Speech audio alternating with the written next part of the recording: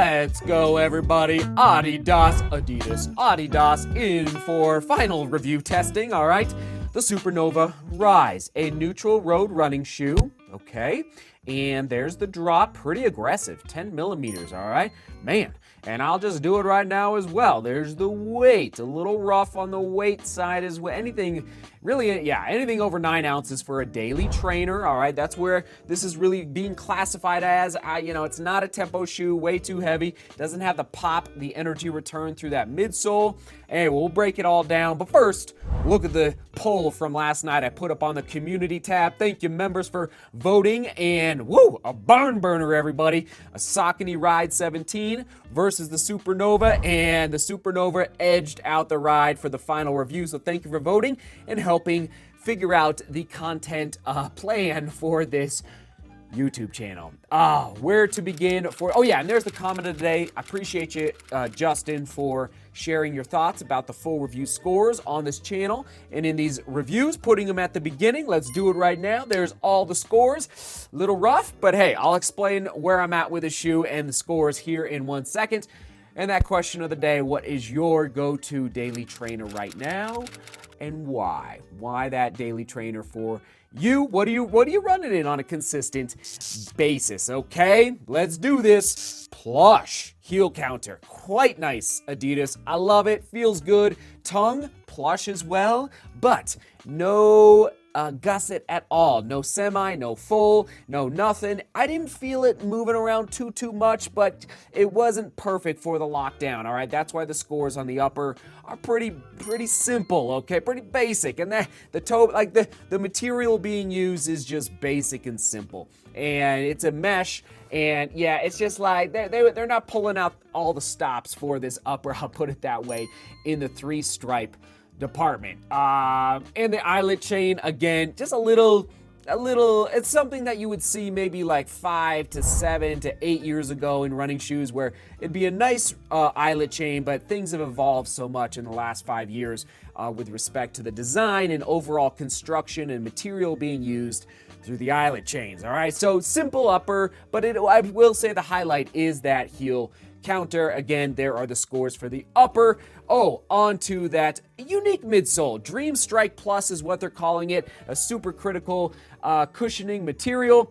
And I guess it's being inspired by the Light Strike Pro lineup, a little firm understep. Let's do it, okay? There's the durometer score, so that's pretty high for the durometer. Just to the, it's not bad. It's not bad. And I'm just going to say right now, big, strong runners. And did I already say the drop 10 millimeters? That's aggressive. If you're a big, strong runner and you want a shoe that's going to last you a little while, that's why the best score for the shoe is the durability prediction. That outsole, nice. I think they really didn't cut any corners with respect to the rubber, and I didn't test it in too much, like really wet. I would say if you're going on slick pavement or slick, stone in like an old medieval city in Europe or anywhere in the world, there's just like stone in the inner cities and it's wet. Just be careful going fast on sharp corners with this outsole. But as far as durability, it's looking really, really good. Same with that outsole after the testing, like no issues at all with creasing. So I'm actually pretty impressed, Adidas, with the overall. It's just not popping through the foot, like really at all. And even though it has these rods, okay, here's a little more information about these rods. P-backs, that's what I'm thinking of. It's not the type of rod you're thinking of. Like, look at that, let's do the twist test. It is twisting, all right, not bad. But I can just bend this shoe in half, okay? And it's just not popping under step. But it's fine. It'll just knock, you know what it is? This is a knock it out when you want to save, these days, when you want to save your daily trainers that cost $160, $170, $180 these days. What's going on, everybody? That's where you might want to pull this guy out and just like kind of get the meh miles under your belt, the miles that are just a little simpler.